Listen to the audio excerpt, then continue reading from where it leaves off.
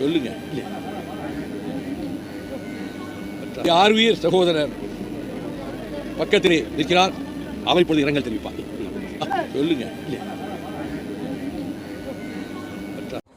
அனைவருக்கும் வணக்கம். நான் முன்னாடி போட்டிருக்க வீடியோ வந்து பார்த்துருப்பீங்க. இந்த வீடியோவை நாம் தமிழர் கட்சியினரே வந்து எடுத்து போட்டு அண்ணன் சீமான் அவர்களை வந்து கெட்ட வார்த்தையில் திட்டுற அளவுக்கு போயிடுச்சு. நிறைய பேர் வந்து பேர் வேண்டாம், அவங்களுடைய ட்விட்டு வந்து வேண்டாம், அது வந்து தப்பாக இருக்கும்.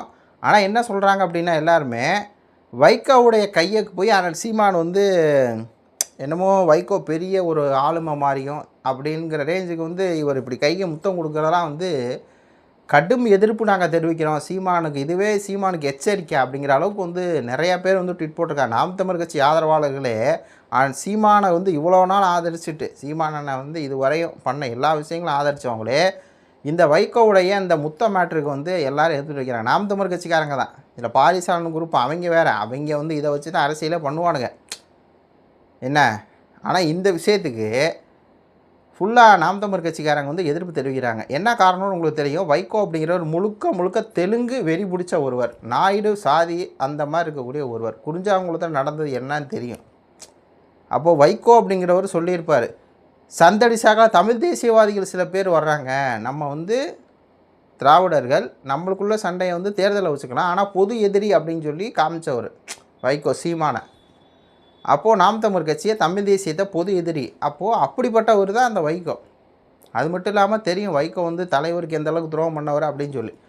தன்னஞ்செறிவது பொய்யற்க பொய்யற்பின் தன்னஞ்சே தன்னை சூடும்னு இங்கே தலைவரோட மகன், சின்ன பையன், கடைசி மகன் எப்படி இறந்தாப்புலன்னு தெரியும். அவரோட ஃபோட்டோ வந்து இது பண்ணிவிட்டு வச்சு திறந்து சொல்கிறாரு, நான் வந்து திமுகவோட கூட்டணி வந்து போக மாட்டேன், அப்படி கூட்டணி போனால் என் நெஞ்சே சூடும் அப்படின்ட்டு. அதே திமுகவோட கூட்டணி போனவர் தான்.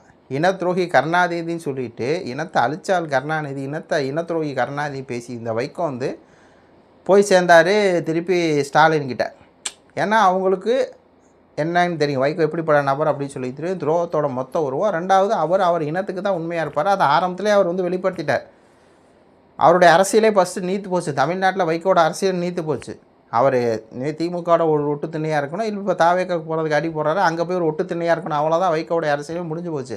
அப்படியாப்பட்டவருடைய கைகளில் போய் சீமானே விழுந்தார் அப்படிங்கிற கேள்வி வந்து எல்லாருக்கும். இதுக்கு நாம் தமிழர் கட்சியினர் கடும் கண்டனத்தை தெரிவிக்கிறாங்க. நானும் கூட இதுக்கு வந்து கடும் கண்டனத்தை தான் தெரிவிக்கணும். நீங்கள் பாரதாஜி ஐயா இறப்பு வீட்டுக்கு வந்து வைகோ வர்றாருன்னா அவரோடு நின்று ப்ரெஸ் மீட் கொடுங்க, எல்லாம் ஓகே, ஒரு அரசியல் மாண்பு அப்படின்ட்டு போயிடும். அதே ரீதி அரசியல் மாண்பு மீறி போய் கைக்கு வந்து இந்த மாதிரி முத்தம் கொடுக்குறதெல்லாம் வந்து ஏற்றுக்க முடியாது அப்படிங்கிறது தான் இதில் இருக்கக்கூடிய செய்தி. அப்புறம் நம்ம யாருக்கு அரசியல் பண்ண வந்தோமோ அந்த அரசியலே நீர்த்து போயிடும். அப்போ அண்ணன் சீமானுடைய அரசியலுக்கே முற்றுப்புள்ளி மாதிரி ஆகிப்போயிடும்.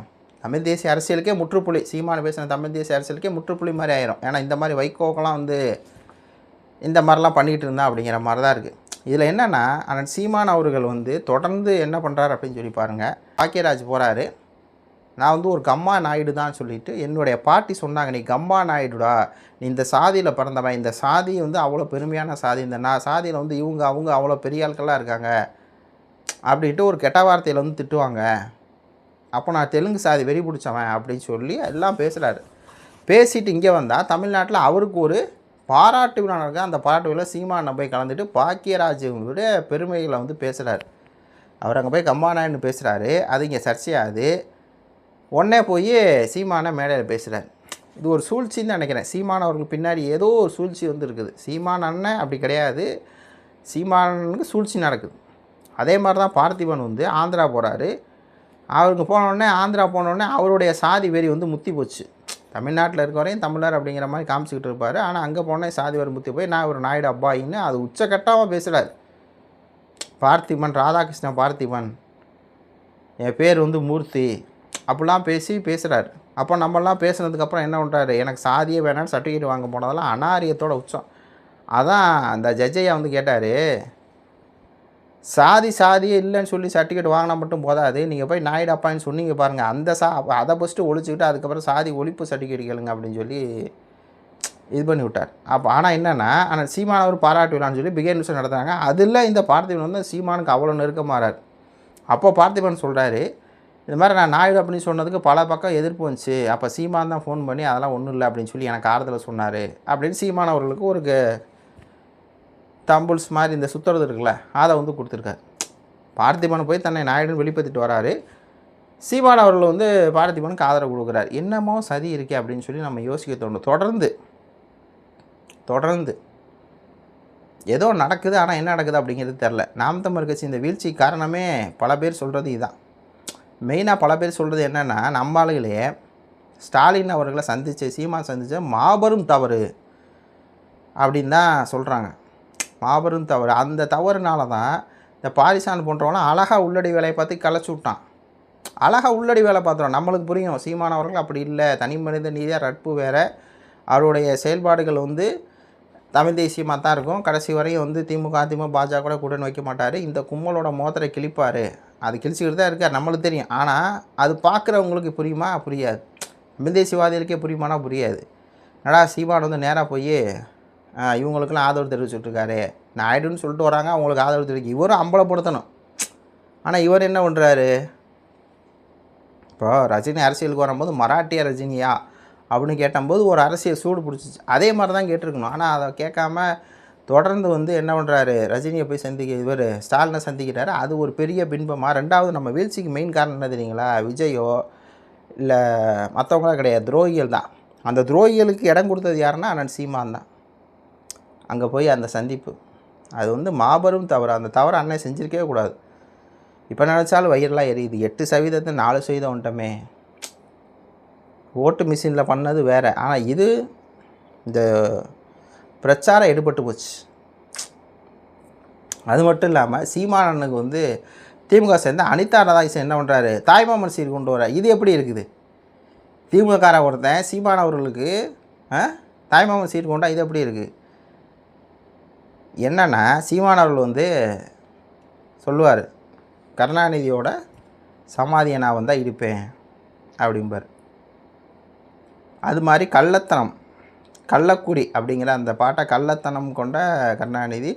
இன்னும் சொல்லப்போனால் வந்து திருட்டுப்பைய அப்படின்னு சொல்லி கருணாநிதி அவர்கள்னு எல்லாம் பேசுவார். கருணாநிதி அவர்களை விமர்சிச்சிருக்காரு. எல்லாம் இனத்தழிச்சவர் கருணாநிதி. அதாவது ஆரிய கடப்பாறையா பிராமண கடப்பாறைன்னு திராவிட கோட்டையை உடைப்பேன் எல்லாமே பேசியிருக்கார்.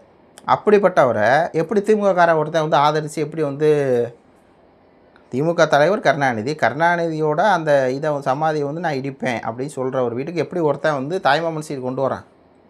அப்போ என்ன சூழ்ச்சி, என்ன சூழ்ச்சி நடக்குது? அதான் சீமானவர்கள் வந்து ஏற்றுக்கிறார். சரி, வீட்டுக்கு வந்துட்டார், அதுக்கப்புறம் நம்ம ஒன்றும் பண்ண முடியாது. ரெண்டாவது, அனிதா ராதாகிருஷ்ணன் வந்து காளிமுத்து அவர்கள் கைவெளியோட அப்பாவுடைய சொந்தம் அப்படிங்கிற மாதிரி சொல்கிறாங்க. சொந்தமாக பழக்கமாக சொல்கிறாங்க. இருந்தாலும் இதெல்லாம் எப்படிப்பட்டதுன்னா சீமான அரசியலை வந்து காலி பண்ணுறதுக்கு உண்டான சூழ்ச்சி அப்படிங்கிறது நல்லா தருது. அப்போ இந்த விஷயங்கள்லாம் வந்து நம்ம எதுக்கு இந்த வீடியோலாம் சொல்கிறோம் அப்படின்னா 2029 எலெக்ஷன் வருது. அந்த எலெக்ஷன் நம்ம என்ன பண்ண போகிறோங்கிறது தான் மெயினான மேட்ரு. நம்மளுக்கு ஓட்டு போடுறவங்க இதுவரையும் காசு ஆசைப்பட்டு ஓட்டு போட்டவங்க கிடையாது. இந்த 20 லட்சம் ஓட்டு காசு ஆசைப்பட்ட ஓட்டு கிடையாது. தமிழ் தேசியத்துக்கு ஓட்டு 20 லட்சம் ஓட்டு போட்டிருக்காங்கல்ல. 40 லட்சத்துலேருந்து 20 லட்சம் பேர். இந்த 20 லட்சம் பேர் எதுக்காக ஓட்டு போட்டிருக்காங்க? காசுக்காக, பொருளுக்காக, பணத்துக்காக இல்லை, தமிழ் தேசியங்கிற கோட்பாட்டுக்காக. அந்த 20 லட்சம் பேருடைய மதிப்பையும் கெடுக்கிற மாதிரி இந்த வேலை இருக்குதுங்கிறாங்க. இதுக்கு நம்ம எதிர்ப்பு தெரிவித்தாலும் இந்த மாதிரியான செயல்பாடுகள் அந்த சீமானுடைய நண்பத்தன்மையை குலைக்குது. அப்படியே நம்ம சொல்கிறோம். ஏன்னா நம்ம சொல்லி தானே ஆகணும். நம்ம அண்ணன் சீமானுக்கு நாம் தமிழர் கட்சிக்கு தான் ஆதரவு கொடுக்க போகிறோங்கிறது. இருந்தாலும் இந்த மாதிரியான விஷயங்கள் நடக்கும்போது நம்ம மனசு தாங்காதே. நம்ம மனசு வந்து என்ன ஆகுது? உடஞ்சி போயிடுது, சுக்காக உடையுது. வைகோக்கெல்லாம் போய் கையை கொடுத்துட்டு இருந்தா. இது ஒருத்தருடைய கருத்துக்களை சொல்லுங்கள். நன்றி, வணக்கம்.